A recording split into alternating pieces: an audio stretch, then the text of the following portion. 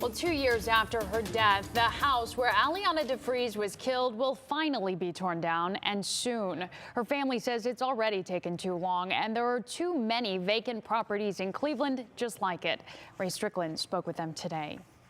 It really hurts that I couldn't be there for our baby. It's a house that has haunted the DeFreeze family for nearly 2 years. Pain they would not wish on any other family. It's something that is a scar on top of a scar that we have to live with. But then that same pain they felt nearly 2 years ago came back, as if the murder of their daughter happened yesterday. The back doors were kicked open. The boards were off the walls. Someone got inside the house on Fuller Avenue where Christopher Whitaker raped and murdered their 14-year-old daughter, Alianna. This worries Damon DeFreeze because he believes these vacant homes aren't safe, and what happened to his daughter could potentially happen to someone else. Because lives are at stake. People don't get it. Lives are literally at stake.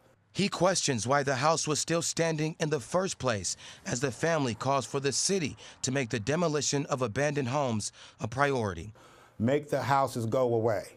WKYC took the DeFreeze family's concerns to the owner of the Fuller property, the Cuyahoga County Land Bank. The head of demolition, Kim Kimlin, says the agency sent someone out to reboard the house Friday morning.